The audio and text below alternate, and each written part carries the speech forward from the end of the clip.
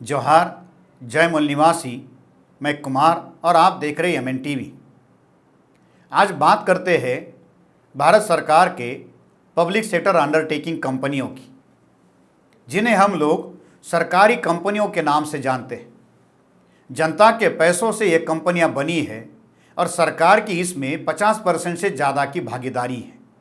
इस वजह से इसे हम लोग सरकारी कंपनियों के नाम से जानते हैं।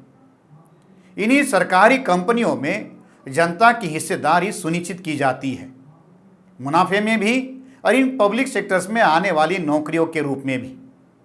भारत में सबसे ज़्यादा नौकरियां पब्लिक सेक्टर से ही आती है। पब्लिक सेक्टर की नौकरियों में आरक्षण की नीति लागू है और इसी आरक्षण नीति की वजह से लाखों की संख्या में SC, ST, BC को नौकरियां पब्लिक सेक्टर से मिलती है। देश के विकास में, फिर चाहे वो आर्थिक विकास हो या देश का सामाजिक विकास हो, पब्लिक सेक्टर्स का बहुत बड़ा योगदान रहा है। आर्थिक विकास के रूप में हजारों करोड़ का मुनाफा कमाकर ये पब्लिक सेक्टर जो है सरकार के आर्थिक विकास में भी योगदान देती है और लाखों की संख्या में SC, ST, OBC के लोगों को आरक्षण नीति के आधार पर नौकरियां मिलने के कारण पब्लिक सेक्टर सामाजिक स्तर पर भी अपना योगदान देते हैं। 2019 के अंत तक देश में लगभग 348 पब्लिक सेक्टर्स थे। इसमें से 249 पब्लिक सेक्टर वर्किंग कंडीशन में है।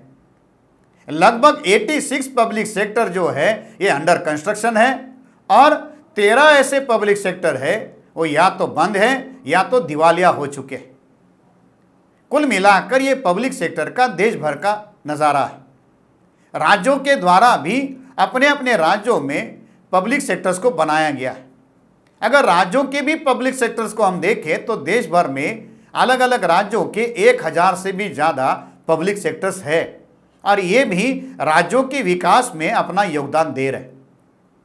इन्हीं पब्लिक सेक्टर में से कुछ कंपनियों को सरकार के द्वारा महारत्न कहा गया है। 10 बड़ी कंपनियों को केंद्र सरकार के द्वारा महारत्न कहा गया है। 14 ऐसी कंपनियां हैं जिन्हें केंद्र सरकार के द्वारा नवरत्न का स्टेटस दिया गया है और लगभग 72 ऐसी कंपनियां हैं जिन्हें केंद्र सरकार मिनी रत्न के तौर पर जानती है। ये 72 ऐसी कंपनियां हैं जो आगे चलकर नवरत्न कंपनियां बन सकती है या बनने की कगार पर है, बनने लायक है। कुल मिलाकर 348 में से 108 ऐसी कंपनियां हैं जो हर साल हजारों करोड़ का मुनाफा कमाकर सरकार को देती है। उसमें भी जो महारत्न कंपनियां हैं, जो नवरत्न कंपनियां हैं, ये तो सोने की अंडे देने वाली मुर्गियां हैं जो हर साल भारत सरकार को लाखों करोड़ों का प्रॉफिट कमाकर देती है। ये बात अलग है कि केंद्र सरकार के द्वारा या मीडिया के द्वारा इस बात का प्रचार नहीं किया जाता कि पब्लिक सेक्टर हर साल कितना करोड़ का मुनाफा कमाकर सरकार को देती है। चर्चा तो पब्लिक सेक्टर के घाटे की होती है, उनकी अकार्यक्षमता की होती है और इसी घाटे के आधार पर, इसी अकार्यक्षमता के आधार पर पब्लिक सेक्टर को लगातार बदनाम किया जाता है और फिर इसके घाटे और कर्जे को आधार बनाकर जनता के मन में ये डाला जाता है कि अब इसे बेच देना होगा। इस साल के बजट में वित्त मंत्री के द्वारा ऐसे ही पब्लिक सेक्टर को बदनाम करके 2,10,000 करोड़ इन्हें बेचकर कमाने का लक्ष्य निर्धारित किया गया। किसी भी ऐसी चीज को बदनाम कर दो तो बदनाम करने के बाद लोग उसको विरोध में खड़े होंगे और उसे बेचने के लिए तैयार हो जाएंगे। लगातार 20 सालों से ये साजिश सरकारों के द्वारा की जा रही है।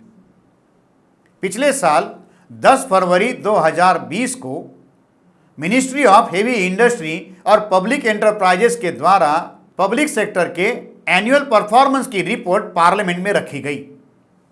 ये रिपोर्ट भी आंख खोलने वाली है। सरकार कितना झूठा प्रोपेगेंडा करती है, मीडिया कितना पब्लिक सेक्टर को बदनाम करती है, ये इसकी आंख खोलने वाली रिपोर्ट है। रिपोर्ट ये कहती है कि पिछले साल यानी 2018-19 में पब्लिक सेक्टर के द्वारा भारत सरकार को कितना मुनाफा कमा कर दिया गया। आंकड़ों के आधार पर हम ये कहे, पिछले साल 2018-19 की रिपोर्ट पार्लियामेंट में रखी गई थी। उस रिपोर्ट के आधार पर 178 जो वर्किंग पीएसयू है उसके द्वारा नेट प्रॉफिट यानी शुद्ध मुनाफा कमाकर केंद्र सरकार को लगभग 1,74,587 करोड़ सरकार को मुनाफा कमाकर दिया गया था। 2018-19 की ये रिपोर्ट है। 19-20 की रिपोर्ट अभी आना बाकी है। 18-19 में पीएसयू के द्वारा लगभग 1,75,000 करोड़ का प्रॉफिट सरकार को कमा कर दिया गया। 2017-18 में ये प्रॉफिट लगभग 1,44,000 करोड़ के आसपास था, यानी उस साल से 20,000 करोड़ का ज़्यादा मुनाफा पब्लिक सेक्टर की कंपनियों के द्वारा कमाया गया। क्या ये बात भारत सरकार और मीडिया ने जिनके पैसों से ये कंपनियां बनी है उस जनता तक पहुंचाई? मीडिया की सुर्खियों से ये खबर गायब रही। पब्लिक सेक्टर की कंपनियां केवल मुनाफे के रूप में ही नहीं तो अलग अलग तरीके से सरकार की तिजोरी भी भरने का काम करती है। जो सेंट्रल एक्सचेकर है इसमें भी एक्साइज ड्यूटी के रूप में, कस्टम ड्यूटी के रूप में, जीएसटी के रूप में अलग अलग तरह के जो टैक्सेस सरकार लगाती है उन टैक्सेस के रूप में भी पीएसयू सरकारी खजाने को भरने का काम करते हैं। सरकार की रिपोर्ट ये कहती है कि पिछले साल इन्हीं पीएसयू के द्वारा लगभग 3,68,803 करोड़ रुपए सेंट्रल एक्सचेकर में अलग अलग टैक्सेस के रूप में जमा किए गए। एक्साइज का मामला हो, कस्टम का मामला हो, जीएसटी का मामला हो, अलग अलग ऐसे टैक्सेस जो सरकार लगाती है उसके द्वारा ये 3,68,803 करोड़ सरकारी खजाने में पीएसयू के द्वारा डाले गए। ये पीएसयू भारत सरकार को फॉरेन एक्सचेंज भी कमा कर देते हैं। पिछले साल में फॉरेन एक्सचेंज के रूप में 79 पीएसयू के द्वारा लगभग 1,43,377 करोड़ का फॉरेन एक्सचेंज भी कमाया गया, यानी विदेशों में भी इसकी कमाई हो रही है, विदेशी मुद्रा का भी सरकार को फायदा हो रहा है। तो इतना ज़्यादा मुनाफा ये सरकारी कंपनियां कमा कर दे रही है, फिर भी सरकार इसे लगातार बदनाम करने का काम कर रही है। अब बात करते हैं घाटे में चलने वाले पीएसयू की, जिसकी बार बार चर्चा होती है। 70 ऐसे पीएसयू हैं जो घाटे में चल रहे हैं और इनका कुल घाटा जो है 31,635 करोड़ है। अब ये कंपनियां भी घाटे में क्यों हैं? तो वहां पर जो मैनेजमेंट है उस मैनेजमेंट की गलत नीतियों के कारण, उनकी अकार्यक्षमता के कारण, सरकारी नीतियों के कारण ये पीएसयू घाटे में है। अब अपनी अकार्यक्षमता और अपनी नालायकी को छुपाने के लिए सरकार इसे बदनाम कर रही है और इन्हीं को आधार बनाकर, ऐसे घाटे में चल रहे पीएसयू को आधार बनाकर सरकार पूरे के पूरे पब्लिक सेक्टर को बदनाम कर रही है और उसे बेचने का काम कर रही है। अब जब बजट में वित्त मंत्री के द्वारा यह कहा गया कि हम केवल लॉस मेकिंग जो पीएसयू है उसको ही बेचेंगे, घाटे में चलने वाली कंपनियों को ही हम बेचेंगे, तो सवाल ये बनता है कौन खरीदेगा घाटे में चलने वाली कंपनियों को? क्या बनिया घाटे में चलने वाली कंपनियों को खरीदेगा?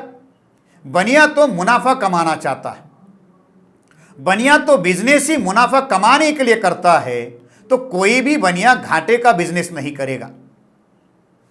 जिन कंपनियों को सरकार चला नहीं पा रही, जिन कंपनियों को सरकार से फायदा नहीं हो रहा, वो कंपनियां बनिया खरीदेगा?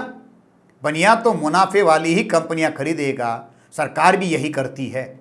बात घाटे में चलने वाली कंपनियों की करती है और बड़ी चालाकी से मुनाफे में चलने वाली कंपनियों को बेचती है। क्यों?